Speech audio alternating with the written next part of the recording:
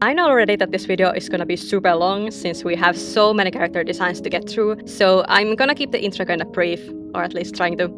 I've been keeping a list in my Google Docs about concepts that would be fun to turn into characters one day. The 12 months of the year has been one of them for some time now, but I just haven't been inspired enough to get on with it. I've been kinda missing that extra idea I'd like to add into the mix since just turning the months into modern looking people didn't feel enough to me this time, and it didn't get me as excited about the possible project as it should.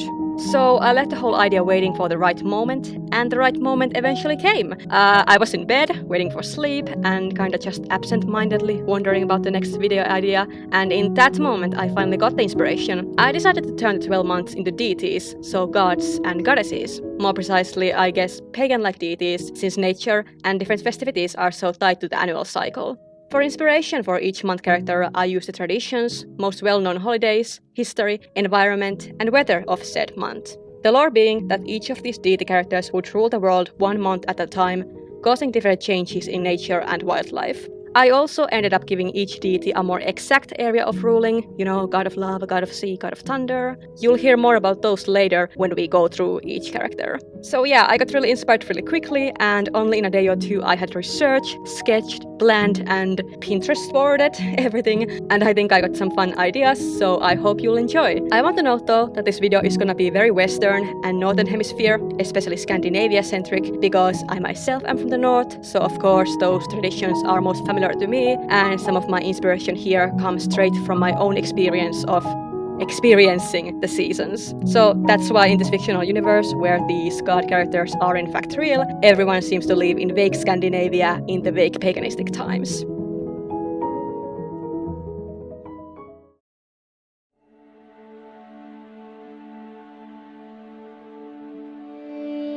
January is of course the first month of the year. It is the second winter month, so it can be referred to as midwinter and is usually the coldest of all the months. During January, holidays such as New Year's Day and Christmas time ending celebrations like St. Knut's Day and Epiphany are held.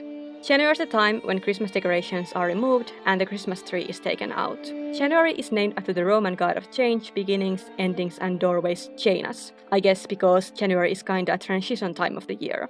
Janus was depicted having two faces, one on either side of his face. January's Finnish name is Tammikuu, tammi meaning oak, but in some dialects it could also mean heart, axis or pole. This is because in the old calendar, January used to be the middle month of the year.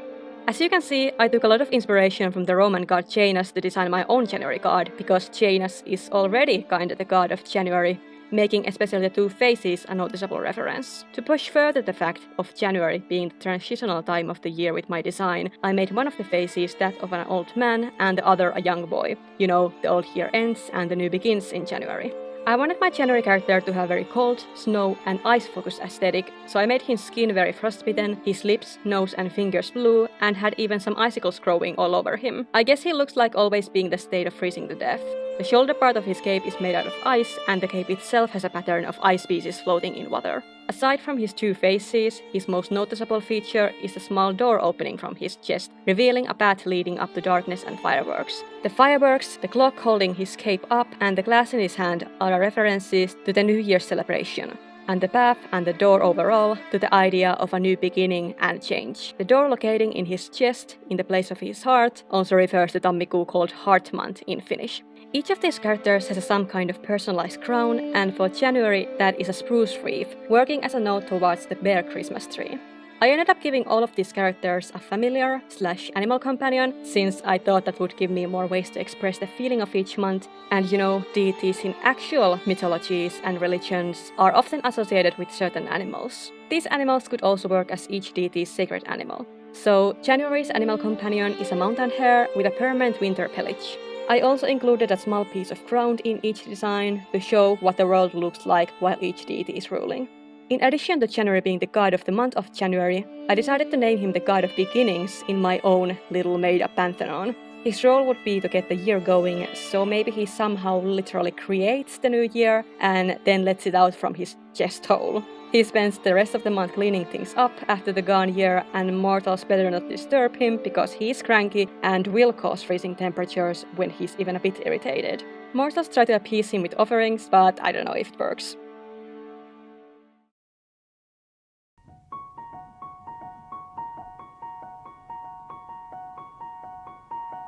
February is the third and the last winter month and is probably the most known for Valentine's Day, which takes place on its 14th day.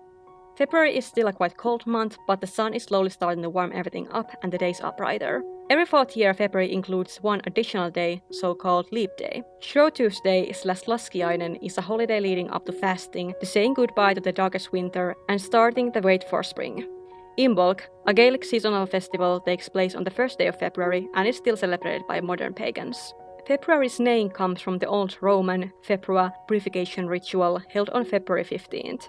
In the Finnish language, February is called Helmikuu, which directly translates to Pearl Month, referring to the icy pearls that form on tree branches when it's really cold. You might be wondering why I'm making my February character a werewolf, and I have a good answer for that. You see, before Valentine's Day there was Lupercalia. Lupercalia was a festival in ancient Rome held to honor the wolf god Luperculus, who is now later believed to be a version of Pan/Faunus god. Its most important rite was held in the Luperculus cave, where it was said a she-wolf once suckled the mythological founders of the city of Rome, Romulus and Remus. The Lupercalia name naturally comes from the Latin word of lupus, which means wolf. So, fun fact, Valentine's Day was originally basically a wolf festival, and that's why I decided to make my February goddess in the shape of a wolf-like creature. I really wanted her to embody two things I feel like February is the most recognizable for: cold weather and Valentine's Day. So, of course, February will be the love god of the bunch. I struggled a bit with this design. I have now two versions of it, and you can see me scrapping the first one, because after I had already finished it, I wasn't really happy with it. I thought she didn't look enough like a goddess, let alone a full-blown love goddess, so I thought about it, did more sketching, and ended up starting again. I gave the basic character idea, copy-pasted some parts because I didn't want to totally waste all the work I had already done, just added more details and fantastical elements, and I'm glad to say I like the new version way better. I don't hate the original version, and now when I compare the two, the first one could still be her, but maybe younger. Since February's Finnish name refers to pearls, I filled her design with them. For example, her tiara is made out of them. The pearls are also standing for falling snow. I knew from the very beginning, when I first started to think about this whole character design idea, that February would have this big, almost Rococo-style hair with roses and other Valentine's Day themed decorations. The hair is of course also heart-shaped. I gave her a long fur coat to make her look like she belongs in the cold climate, and tried to make the texture of the coat look like snow when the sun hits it and makes it shimmer. There's a bunch of heart-ended arrows behind her back, but I still haven't decided if she has them inside a quiver in a cupid-like manner, or if they are literally shot in her back, and if so, by who, and why hasn't she just removed them? I really don't know. Looks cool though. February's sacred animal is a dove, often a symbol of Valentine's Day, since it was believed that birds chose their spouses on Saint Valentine's Day. February executes her love god profession quite passively. She spends her time roaming the lands with wolf packs and blessing those with her powers who happen on her path. February would be an important time of the year for those mortals longing for a new love or happiness and luck in their current relationship. Traditionally, couples, groups, and individual people would wander to the cold wilderness, hoping by chance meeting the goddess of love, or setting an altar and offerings for her. February can disguise herself as a normal-looking wolf, so even if you don't see her godly form, a big wolf pack wandering the woods in February might catch your interest. February is quite a gentle god who thinks mortals and their mortal affairs are so very cute. She's easily won over by sweet talk, gets quickly excited, and she loves good old dramatics, which though can make her a little unpredictable at times. February is mostly known for being associated with romantic love, which she would also protect platonic and familiar love. Some believe she could even stop wars or cure deadly ill.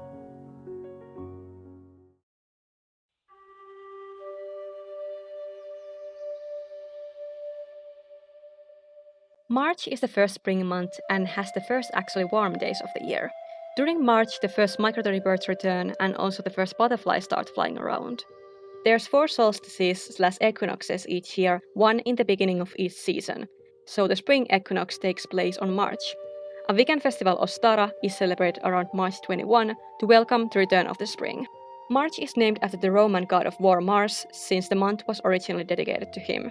In Finnish, March is called Maaliskuu, which comes from the word maa, which means crowned. You know, crowned is starting to show underneath the melting snow during March. So, naturally, I decided to give my March character the title of the goddess of earth. I basically designed her as this tall, lanky, inhuman creature made out of bark, sticks, and moss. Her crown, so to speak, is a row of twigs growing straight from her head, and in the place of her face, she has this big butterfly with eye-like markings, which are her actual eyes. I'd like to think that the butterfly is a separate being in a way, that it could fly away but still work as her eyes, so she could leave her body blending among the trees and take a look around as a butterfly. March's sacred animal, / insect I guess, is a butterfly, and she can also manifest as a big swarm of them. Her design is probably the most plain out of all of the 12, probably because I gave her a very simple set of clothes, and you can do only so much with a character who's basically a walking tree. I don't know, she isn't really my favorite one. I feel like I could have made her design more interesting and detailed, but I also wanted her to be more creature than a person-like, and too much extra stuff would have kind of ruined that. Now she looks very natural, and I guess that's the whole point of her character.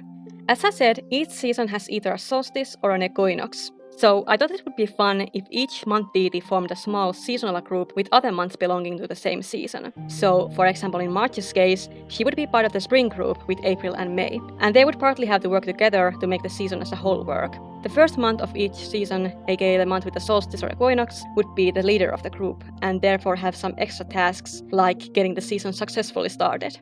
March's primary job is to go around and melt the snow. She is a peaceful and serene deity who mostly just focuses on her duties. She sees mortals as just another cute, harmless little creatures and isn't really distracted or moved by their attention or offerings. If you're at the right place at the right time, you can see her walking with long leaps in the forest line, making the snow melt with her footsteps. And even if you aren't able to see her herself, a sudden flock of butterflies might indicate her presence. The sight of her is a relief for those who have suffered due to the cold and hard winter, and she is a long-wanted and awaited guest.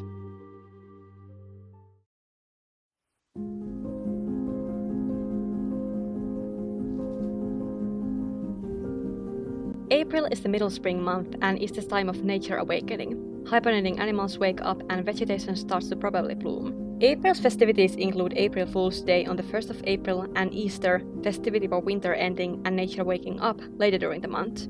April's name comes from the Latin word aperio, which means to open. You know, the buds of trees and flowers open up in April. The Finnish name huhtikuu comes from the word huhta, which means slash and burn agriculture of coniferous trees, which is done in April. So, quite naturally, my April character is the goddess of awakening, growth, and fertility. Mortals would pray to her mostly in things related to vegetation and crops growing well, but also in the hope of a pregnancy and/or health. April is much associated with different animals and is therefore the guardian deity of all animals as well. I also kinda want to give her the secondary title of a jokester god as well, simply referring to the April Fool's Day. Her design is basically just an Easter witch / trulli, as they are called here in Finland. The trulli tradition is very similar to what trick or treat is in the USA. Basically, children decorate willow branches with feathers, dress up as Easter witches, and then on Easter go from door to door chanting this little blessing rhyme in which they are asking for sweets as a reward for one of their branches. This is called virvonta. The concept of Easter witch originates from the belief that the Saturday before Easter Sunday is especially vulnerable time and evil spirits, including witches, are free to roam on Earth. Witches would cause disorder and hurt domesticated animals if barns and homes weren't protected accordingly. Other Easter traditions include pääsiäiskokko, aka Easter bonfires, which were originally said to banish the evil spirits. So, I gave April this mix-matched outfit and distinct makeup as a direct references to the Easter witch look most kids wear on Easter. She has a traditional Finnish splint basket, in which she has a jar of frog spawn, which is later around April, and daffodils and eggs, since those are prominent symbols of the Easter time. And, to complete the witch look, a broom made out of willow branches, which are covered in pajunkissas, catkins, aka the grey fuzzy inflorescence that appears on willows before the actual leaves. Catkins are the sign of spring and a very Easter symbol in Finland. To make her look more like a deity and not just a regular old lady, I gave her the ears of a rabbit and blooming sprigs growing from her scalp, which also work as her crown.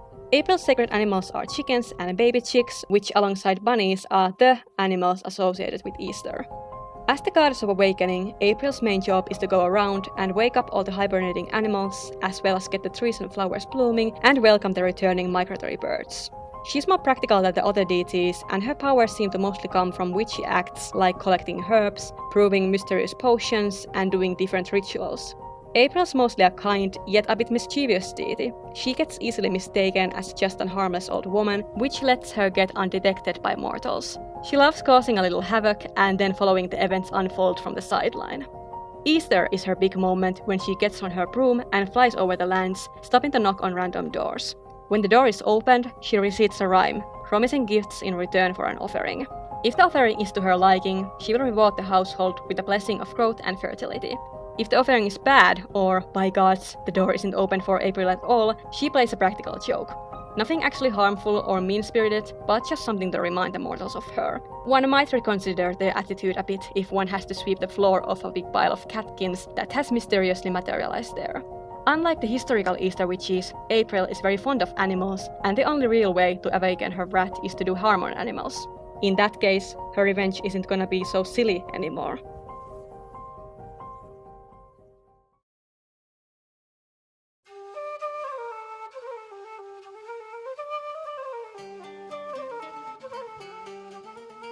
May is the last spring month and is usually the sunniest and driest month of the year.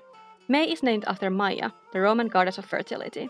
In Finnish, touko refers to touko chores, aka planting, plowing, and harrowing crop fields. May starts immediately on the 1st of May with the May Day / Labor Day / Vappu. In Finland, Vappu is the celebration of the working class and a spring carnival, but nowadays it is perhaps the most well known as a celebration of students. Traditional Vappu treats are sima beverage and tippaleivä. Originally, the 1st of May was the day of Beltane, the second most important Sabbath for Celtic people and still for neo-pagans too.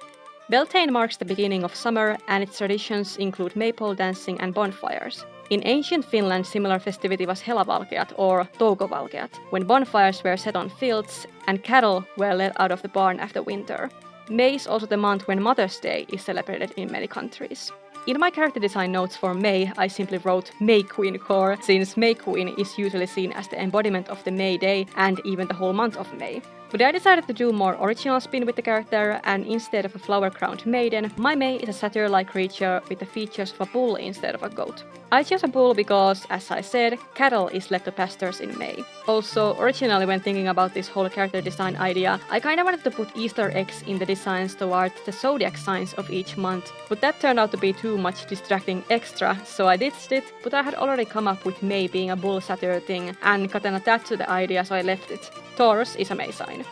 I gave him a flower crown and a small bouquet of wood anemones to fit the May Queen thing, but also to be a nod to Mother's Day, since in Finland, wood anemones are known as the Mother's Day flower. The long colorful ribbons coming from the flower crown are supposed to make his whole design be a reference to a maypole. He's holding a sima bottle and he's throwing seeds around because May is a time of planting and many old May traditions are tied to fertility. The many small bells are also a part of May traditions. They were ringed to banish the evil spirits. At the last minute I realized that May was the only character that didn't have an animal companion, so I gave him this cute little field mouse friend. May's more official duties include overseeing and blessing the crop field plantings, but mainly he's the embodiment of festive mood and kinda the Gen Z member of the deity group, which has earned him the additional title of God of the Youth. May is quite lavish with giving blessings related to planting, and mostly just wants to be quickly done with his formal tasks as a fertility god, so he can get to the actual good part of being a deity. Out of all of the deities, May interacts with mortals the most. His favorite pastime is to disguise himself, and thanks to his great charisma and social skills, join celebrations one right after the other, never becoming tired. His big moment is literally on the first day of his month, and the momentum is definitely not gonna slow down after that. His presence has an effect on mortals and their surroundings. The sense of reality blurs, time and place warp, and simple natural facts change. For example, the percentage of alcohol can magically climb up. May isn't purposefully mischievous towards mortals, but he's known for being a little reckless and forgetting that mortals are mortals, which then causes situations that can be dangerous for them. There have been many occurrences of dancing mania, when people who have once started dancing can't seem to stop anymore. Mortals have died of alcohol poisonings, been into accidents because of their craze, and simply gone insane in the god's wild presence. This still hasn't stopped May celebrations though, since despite having the probability to escalate into absolute madness, May's parties are also really fun and one-of-a-kind experience, and usually there's a fine line between having the greatest party of your life and the most dangerous party of your life.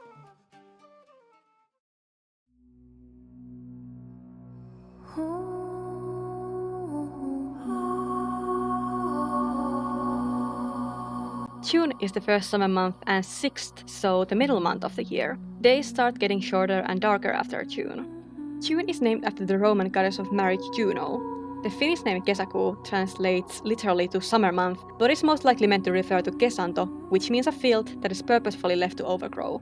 The summer solstice takes place in June and is the longest day of the year, also known as midsummer. Around the midsummer time, there occurs a phenomenon called the midnight sun, aka the polar day, white nights or nightless nights, when the sun doesn't set at all in the north. Midsummer still holds a lot of old traditions, most of them having something to do with outdoor activities, such as dancing, feasting and bonfires, and rituals for predicting harvest, weather and love. Even nowadays, the midsummer night has a magical and supernatural flair to it. Wiccans and neo-pagans know midsummer as Liita, the midsummer solstice festival. My June character is the goddess of the midnight sun, and overall light, warmth and fire. I think her design turned out to be one of the actually more god-like out of all of them. She has a fiery hair, referring to the sun, but also to traditional midsummer bonfires and virvatuli/aarnivalkea, which basically are mythical ghost lights that are believed to appear especially at the midsummer night and mark the place of a treasure. Her crown is made out to look like a golden sunbeams, and she has a lot of golden jewelry to go with the crown, but also to reference the treasure that the ghost lights are said to show. Birch tree is a very traditional symbol and ornament in Finnish midsummer, and that's why the goddess June has legs resembling the trunks of birches. She's also holding a vihta/vasta, which is a bat broom made out of birch branches and is used in saunas as a way to cleanse oneself and increase blood circulation. Sauna is an important part of Finnish culture and belongs also in the midsummer tradition. The flowers in her hand are a reference to a midsummer ritual where unwed girls pick 7 different flowers and put them under their pillows to see their future spouse in a dream. This and other similar midsummer rituals, especially in the olden days, were often done naked, and that's the reason why June is also without clothes, having only this white light covering her critical parts. Her sacred animal/insect is a bumblebee. June is the bringer of warmth, handler of the sunlight, and leader of the summer season. Mortals pray to her mostly because sun is a vital part in vegetation growing, and daytime light makes living easier. If June isn't worshipped adequately during her month, the following winter might be longer, colder and darker, which could then ruin next year's crops and moods. Her secondary occupation is also being the deity of omens and prophecy. Her reign on Earth is the perfect time of the year for mortals to do future predicting rituals, and overall June, marking the year's middle point, is the time of wishing good things for the next year. Unlike with the other deities, June isn't given material offerings. Instead, fires are sacrificed to her, since she gets her power from them. Many villages start a bonfire that is kept burning through the whole month of June with communal effort. Individual people also light candles, lanterns and torches, letting them burn as a way to please the goddess, to make sure she will let the sun return again next year and keep their fireplaces burning during the darkness of the winter. For especially notable individual worshippers, or those who she feels like are in the most need for a blessing, June can manifest as eerie ghost fires and lead them through the dark forest to a gift such as a never-dying flame or a long-lost literal treasure. June is a dignified and reserved goddess who does observe mortals and definitely isn't indifferent to them. She even shows kindness to them, but likes to herself be seen mostly from afar. This is partly because of soul safety reasons, since she herself radiates heat and therefore even can't be approached too close. She gets hotter and brighter each day of the month, reaching her peak on the midsummer night when she is the embodiment of the midnight sun, and her glow is so bright that the night looks like a daytime. Even if you don't see her herself, an intensifying wave of warmth might indicate that you are getting closer to her. Some mortals have believed her light to give them some secret powers or knowledge, and have tried to get close enough to touch her during the few most brightest moments, but that hasn't ended up well for them. Her light has either charred them to death, or at least blinded them. Weirdly, this still hasn't prevented everyone from trying, because some still think it is somehow possible to survive her heat and be rewarded.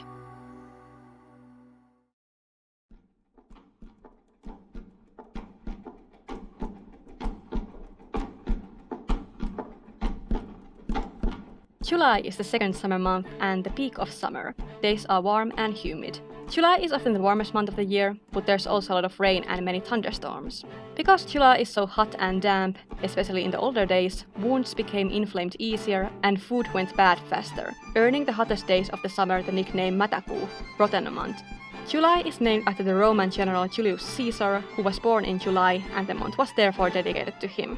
July's Finnish name is Heinäkuu, which translates to hay month, simply because hay is harvested in July. At first I wasn't really sure where to exactly go with my July character, since I think it and June are in the end quite similar, and there really isn't any big festivities in July to distinguish it from the other summer months and give me inspiration. So I ended up making July a water spirit, since especially in Finland the summers are usually either really sunny or really rainy, and since my June character was already the embodiment of hot and dry summer days, July was given the rain and cold aspects of summer. And also because I feel like there always has to be at least one water-related deity in each god pantheon. July is the god of freshwater, summer rain and storms. His appearance is heavily inspired by Nacken, a Scandinavian shapeshifter water spirit who leads people into water where he drowns them. My July character is barely clothed, but I went nuts with all the water vegetation, which you can see me adding even more in the final design, that is growing/draping all over him. His crown is made out of water lilies, and I tried to make his face features slightly resemble those of a drowned person. His sacred animals are frogs, and I guess he kinda resembles a frog himself. July's duties include causing summer rain and storms, and guarding lake, rivers and ponds. He's the master of all water creatures, and mortals pray to him in the hopes of a great catch and/or refreshing rain after drier seasons. He lives in all natural freshwater bodies at the same time, and offerings are made to him by throwing something in said waters. July is one of the more evil-spirited deities of the year. It is said that July will gladly accept any offerings he is given, but his favorite ones are drowned people. Accidentally or on purpose, July doesn't really mind, but the better the offerings, the better the blessings following it. Word of mouth tells dark stories of some isolated fishing villages where its desperate people have formed so-called drowning cults, and it is exactly what it sounds like. People murder each other by drowning in the hopes of pleasing the god of their livelihood. July doesn't really care about mortals, but sees them solely as a source of worship and offerings and likes to play with them. If he's bored, he might cause agonizing dry periods and then unleash all the wind and rain at once, causing floods and storms. It is best to just leave him alone, or at least not to make him angry.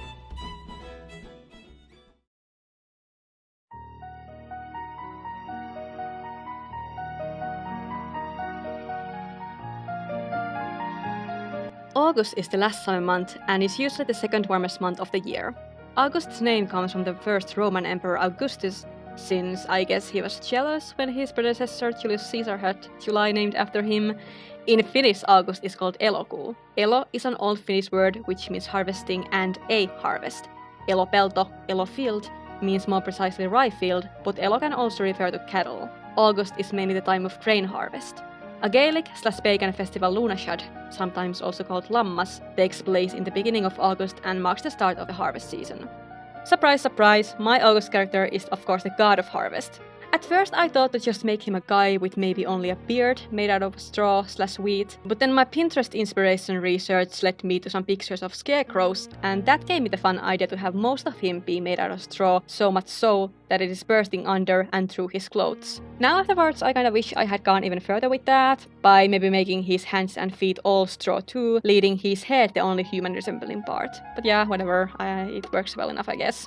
His crown is made out of wheat, and he's holding a sickle, a blade used to cut grass and crops, a sheaf and a cornucopia, which is a common symbol of abundance, richness and fortune, and a magical artifact with the power of unending nourishment in many myths. August's sacred animal is a cow, since the word elo in elokuu could also refer to cattle.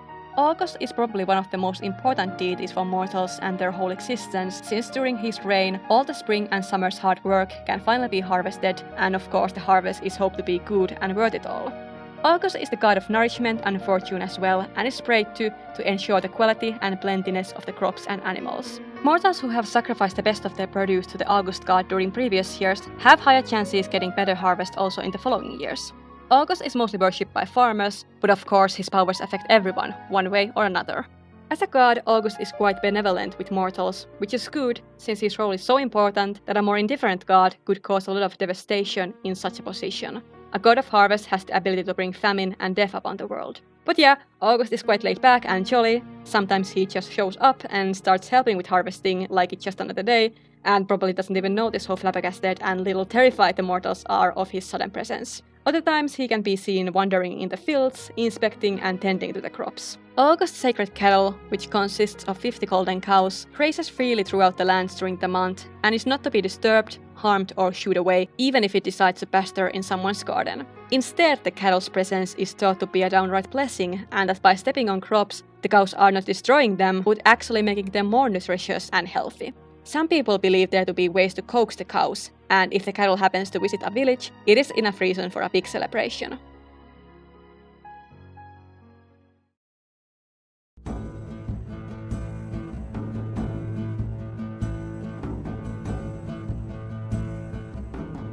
September is the first autumn month and the time of the fall equinox. During September, most of the migratory birds leave, mushrooms grow, and many berries, fruits, and vegetables are in season. September is also the time when Ruska, the leaves changing to autumn colors, happens, moving from north towards the south. The Wiccan Autumn Equinox Festival Mabon takes place in September and is basically a pagan version of American Thanksgiving, with a big feast and sharing with others being an important theme. September's name comes from the Latin word septem, which means 7. In the old Roman calendar, the year had only 10 months and the year began in March, so September was the 7th month. In Finnish, September translates to syyskuu, so literally autumn month. I couldn't find any clever reason for it being called that other than it takes place in autumn. The deity September is the goddess of hunt and gather, bringer of Ruska and the leader of the autumn season. I chose her to be a hunter because autumn is an important hunting season in many countries. With her vibes, I was mostly inspired by the Greek goddess of hunt Artemis and Tolkien-esque wood elves. With her color scheme, I of course used the colorful autumn leaves as a reference. I gave September an armor type of outfit with the plates made out in the shape of a maple leaf. Overall, I use a lot of maple leaf motif in her design, since that is quite universally understood to be the symbol of autumn. She has her bow and horn for hunting, and a bag where she has picked some herbs and mushrooms, referencing the gathering part of her duties as a goddess. I based her face on those very cool mushroom-inspired makeups floating around Pinterest, with, the cute little white freckles. September's crown is made out of maple leaves and rowan berries, and her sacred animal is a crane, since a flight of crane is an iconic sight in September when they migrate towards the south. She herself also has the legs of a crane to make her look more non-human, and I made her maple leaf cape kinda resemble a pair of wings to go with the bird theme. September's main job is to give chase to Ruska, which in this universe is a mythical invisible animal that turns the color of the leaves with its passing. Ruska gallops through the lands and September tracks it down, both hurting it to affect everything in the world, but also to eventually catch it so it can be let loose again next autumn. Thanks to its invisibleness, cunningness, and swiftness, Ruska is very hard to catch, and no one else could do it other than the hunter goddess, who uses her own animal companions, cranes, as sort of a hunting hounds. During her passage, September's presence makes other autumn-related changes happen in the scenery. Mushrooms and berries grow, autumn rain starts to fall, and fruits such as apples mature. She also sends the migratory birds away. She's usually in her own form, but can manifest as leaves twirling in the wind. As her title suggests, September is mainly the favorite deity of hunters and others who get their livelihood from the wilderness, but she's also worshipped by all who are getting ready for upcoming winter and need to stock the last harvest the nature can offer before its annual death. September doesn't appreciate mortals interrupting her hunt, and she can be even a bit petty and curse those who bother her with a spoiled mushroom and berry harvest, wild animals trampling gardens, bad hunting luck, or heavy rain. But one can win her over by showing off their own skills with wild crafting or hunting. If she is impressed, and of course gets some of the yield sacrificed to herself, she might gift something from her own supply, a never withering berry bush, an always accurate arrow, or a mushroom that can be made into a healing soup.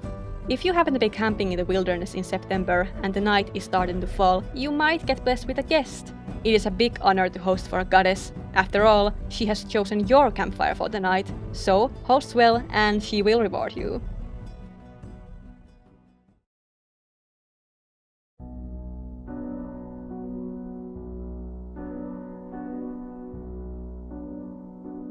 October is the middle autumn month and in the European Union area the longest month with 1 extra hour compared to the other months with 31 days. Ruska is usually on its peak in the first week of October, but after that the leaves start to fall and wither away. The first snow can occur in the last weeks of October as well as the first frost. October is usually rainy and gloomy. Similar to September, October too gets its name from the old Roman calendar. October was the 8th month, and so octo means 8 in Latin.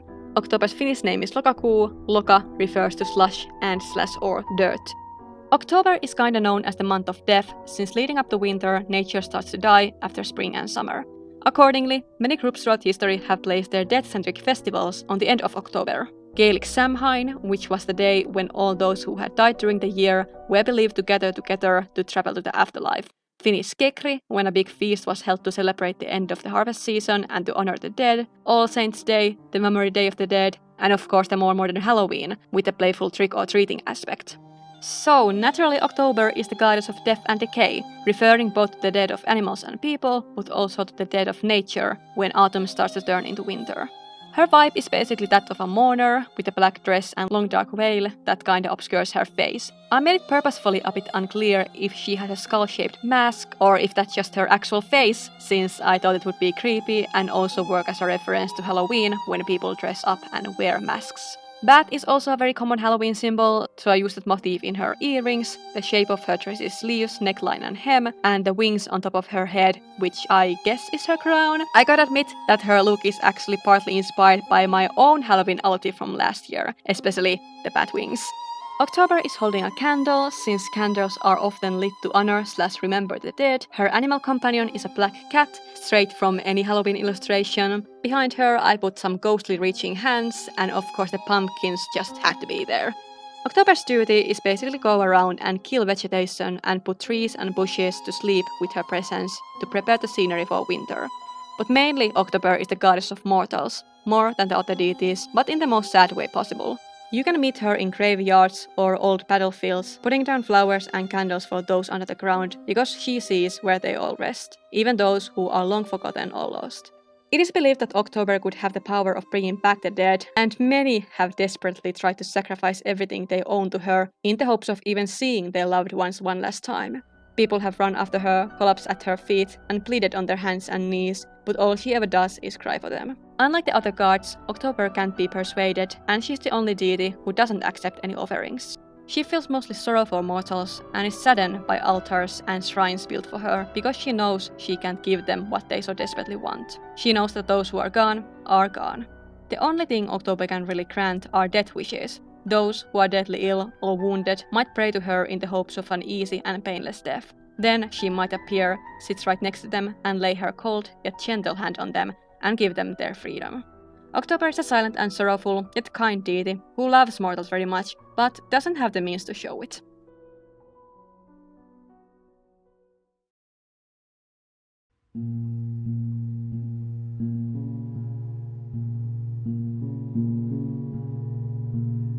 November is the last autumn month and usually the darkest month of the year, since winter isn't far away, but there still isn't enough snow to reflect the light or make scenery look brighter. Instead, November is really cloudy and rainy, often even stormy. The first snow falls, ground starts to frost, and polar nights, days when the sun barely rises, occur. November is also the time of the year when many hibernating animals start their winter sleep. By November, trees are often already bare, plants are dead, and all growth has stopped. Many of the festivities that I already mentioned in October's portion, such as Samhain, take place in so late October that they reach the November side of the autumn, sometimes the actual eve of the festival being on the first day of November. November's name comes from the Latin word novem, 9, since it was the 9th month in the old Roman calendar. The Finnish name marraskuu comes from marras, which is an old Finnish word for something dead or dying. This of course referring to vegetation dying because of the climate getting cold in November. November is the god of darkness, bringer of rota, ground frost, and kaamos, polar nights. At first I was going to make his design more human-like, but then I thought it would be a big missed opportunity if I didn't make him literal darkness dressed in clothes, with only a pair of eyes visible. I also gave him multiple arms, simply because it made him look more cool and, well, creepy, since that's what we apparently want from his vibe. November's second animal is a crow, because of edgy reasons, and also his cape is made out of crow feathers. Referencing the bare trees and bushes in November, he has a twig crown and branchy pattern on his coat and vest. On his shoulders he has a little frost creeping up to stand for the weather getting colder. I don't know, it was a little hard to come up with a design that would well represent November, since it is mostly just dark and barren month, so I just slapped some golden jewelry and ornaments on him to make the whole design more interesting looking. November is kinda an opposite deity to June's light and April's awakening powers. As well as being darkness personified, he's also the god of sleep. His job is basically to cover the world in darkness by unleashing it from inside his cape, freeze the ground with his steps and touch, and have all the hibernating animals go to sleep for winter with his sedative influence. He's one of the less worshipped deities, since his powers rarely benefit mortals, but maybe that's exactly why he's still an important god. November is a tranquil time of the year when nothing has to be done and mortals can finally rest after their hard work. November is mostly prayed to in need of a good sleep and safety in the darkness, and is given offerings by leaving them outside of homes at night. November himself is quite neutral with mortals, maybe because mortals are quite neutral with him, but he does appreciate those who choose to worship him and shows his gratitude with gifts such as nice dreams.